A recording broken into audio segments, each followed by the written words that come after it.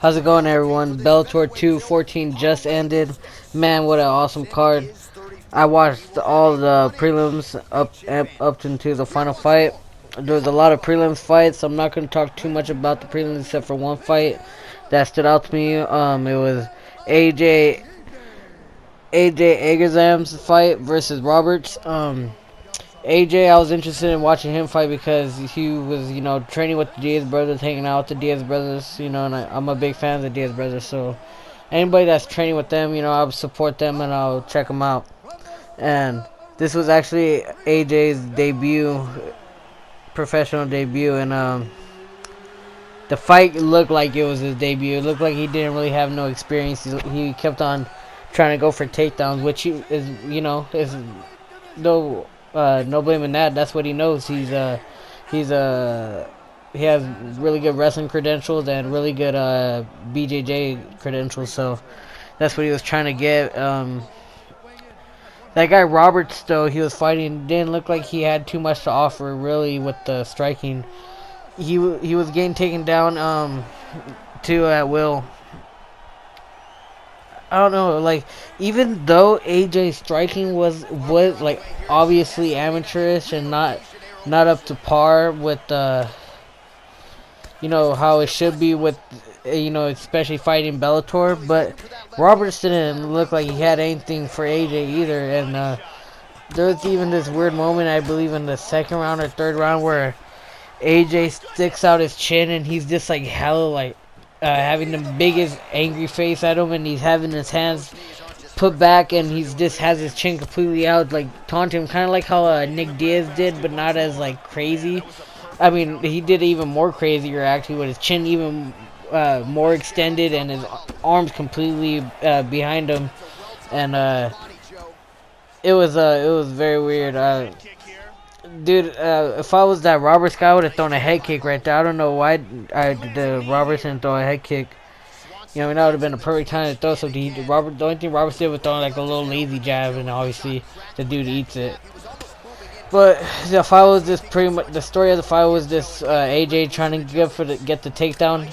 Actually, in the second round or first round, can't remember, AJ gets Roberts' back and locks up a submission almost, but then Roberts gets out, and then there's like 10 seconds left, and AJ locks in another submission. This one looked even more tired than the one before, and the time runs out, but it looked like AJ was actually maybe about to get a submission win, but then after that he didn't get anyway close to a submission. It was just him trying to go for a takedown and the guy stuffing it, and then, or maybe taking him down, but no, not really advancing into a submission or nothing. And Roberts ends up taking the fight by, I believe, unanimous decision. On to the next fight I want to discuss, which is Juan Archuleta versus Ricky Bandejas. This was the second fight on the main card. This was a really awesome fight.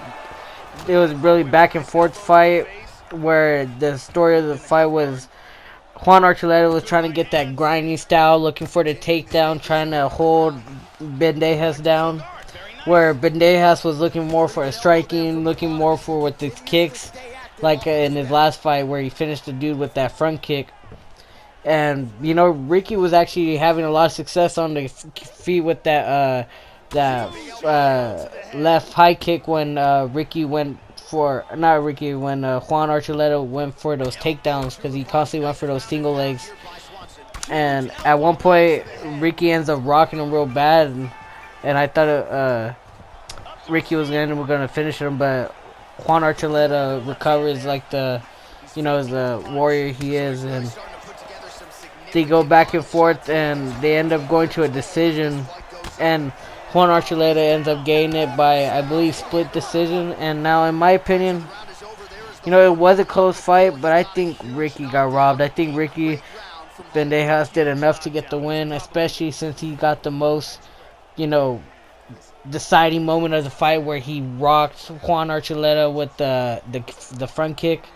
I mean, not the front kick, the head kick. So, very exciting fight. Close decision, but I just believe it went to the wrong person. I predicted Juan Archuleta was going to win, in my last video, because just based off of who he trains with, you know, TJ Dillashaw, Cub Swanson, Aaron Pico. So I had that coming into this fight, but after how it played out, I believe Ricky Bandejas actually did enough for the decision. The judges thought otherwise. Very good fight, though. On to the next fight I want to talk about, which had a lot of hype because the guy from WWE, Jack Swagger or Jake Hager versus Kaiser. Actually a shocker fight to me, to be honest. Now, if the story of the fight was Jack Swagger implemented his wrestling. Now, that was the big X factor to me. I was like, if he doesn't implement his wrestling, man, I think this guy, the other dude, Kaiser, is going to land some shots and maybe, you know what I mean, pull it off. But Jack Swagger, he took a shot. I think he took 1 or 2 shots coming in. He got the guy against the cage and ended up getting the takedown. And, man, he's way bigger than Kaiser, man. Jack Swagger's a real big heavyweight. You can see it in the size. And he lands a couple good elbows to soften up Kaiser. And he ends up getting a head and arm choke and gets the finish in first round. You know, good win for Jack Swagger. I know it's not the high caliber of opponent, but this is what you need to, who you need to give him. You know what I mean, for a first fight, especially for a first, not even first professional fight, but first amateur fight too, because he never had any fights besides wrestling background. So I think it was smart. They didn't throw him into the wolves. Good win for him. He definitely needed it. And I think he's, judging by his post-fight interviews, looking like he's trying to play the heel here in the MMA world too. You know how like back in WWE he was the heel and he would always get booed, and nobody really liked him. He was always kind of like, he always did that weird chant, "We the people," and he walked out with that guy, and yeah, nobody really liked him in the WWE. You know what I mean? And in his post-fight interviews, kind of seemed like he's trying to play the heel as well, like where he was like, "Stand up," and then it sounds like he's about to say "Stand up California," because the fight took place in California, and he says "Stand up" somewhere else, like somewhere completely, like I think he says "Stand up Ohio" or something, and then the crowd's like, "What?" Like, you know what I mean? And then he's yeah, I don't know, I think he's trying to play the heel a little bit, you know what I mean, which is cool. You know, good win for him though. It's very impressive, you know what I mean, for never having a fight in his life to gain a first round finish on a really big stage, which is Bellator. Good fight for him. On to the next fight, which is such a shocker, man. I couldn't believe my eyes. The co-main event, Aaron Pico versus Henry Corrales. This was insane. I think Aaron Pico had that curse where he just thought he could drop everybody with that left hook. I think he really has that curse, and I'll tell you why later, leading up to the finish. But Aaron Pico looked good in the beginning. He dropped Corrales hard with a right uppercut, I believe. It wasn't a right, it was a left uppercut, but I'm pretty sure it was a right uppercut.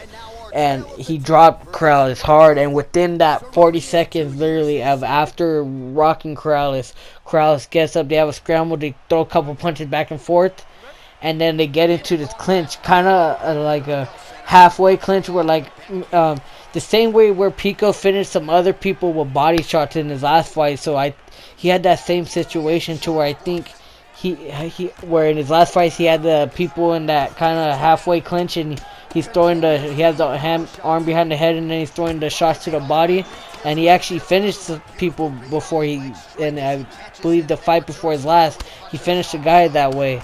And same situation where he has Corrales in that, and he's throwing those body shots, and I think he just expected Corrales to go down, but Corrales catches him sleeping, man, with a brutal right hand. Kind of the same situation with DC and Stipe, where they're in the clinch, and DC catches him sleeping with that right hand, and man, Pico goes down. I think falling down, Corrales catches him with a couple more punches, and then one more punch on when he's already on the floor, unnecessary. But man, shocker, Corrales shocks the world. That was insane. I didn't expect that. I predicted Aaron Pico to win. Very shocking, insane. And Aaron Pico had that fight. He was winning, man. He let him just recover, and then that's what happens, man. That's the crazy sport of MMA. I was even watching after that fight happened. I watched Joe Rogan's podcast. I think it's still live. He's having a fight companion with Brendan Shaw, Brian Callen, Eddie Bravo, and I think that's it. And they're all reacting to the fights. And before the knockout happened, I think Brian Callen was all like, "Man, Aaron Pico, be careful, be smart, be smart." Right when he's saying that, he gets caught, man. They all freak out. It was crazy. Man, poor Pico, man. He had all of the hype behind him, the world of the hype behind him. He had Freddie Roach supporting him. He had, the whole hype of Bellator. He was going to be Bellator's big, hot prospect, this big star of Bellator. And he's just taking a step back with that one, man. I don't know. It definitely hurts Pico's star power because he got knocked out cold, like completely cold. There's actually a clip of it on my Instagram if you want to check it out. Stand and Bang, link in my bio. Well, not a link, but there's a thing where it says Stand and Bang, so you can type it in on Instagram. But just insane. It hurts his star power a little bit, like I said, because of how brutally he got knocked out. But I think if he gets back to his winning ways, the way he's been starching people, people will forget about this. But man, look at Corrales now, man. He's like a big star now, dude. Now a lot of people are gonna know who Henry Corrales is. They're gonna be like, he's the one that slept Aaron Pico brutally. He's probably gonna fight for the title next because they're talking about whoever wins this is the #1 contender for the title. So, man, awesome, good for Henry Corrales. That sucks for Aaron Pico. He had all of the hype behind him. Now he has to take a couple steps back. But man, good fight though. Shocker, Henry Corrales gets the win by first round knockout. And on to the main event, which is Fedor Emelianenko versus Ryan Bader, the finale of the heavyweight tournament. This whole tournament lasted a whole year, man, since January of last year. And I've watched every fight leading up to this final fight. It's been awesome. It kind of seemed like it dragged on just a little bit, but it's cool. It built up the hype, and it's cool for Bellator because if they didn't have these tournaments, I think their events wouldn't have been as popping. So it's cool. I'm no blaming it. Not hating on it. It just felt like it dragged on just a little bit too long. But man, what can you say about this fight? It didn't last long. I don't know exactly how long it is, but probably 40 seconds max. Ryan Bader knocks out Fedor Emelianenko in the first round. Like I said, probably 40 seconds max.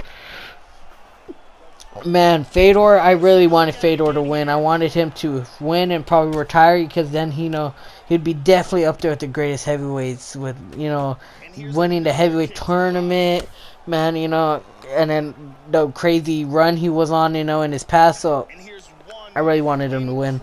But how good is Ryan Bader? After Ryan Bader left the UFC, man, he's become like a star, dude. Like, not necessarily like star where he's gaining so much popularity, but star just like in his own, where he's getting so good in his fights. He starches King Mo, which I was live to witness. I watched it live in San Jose.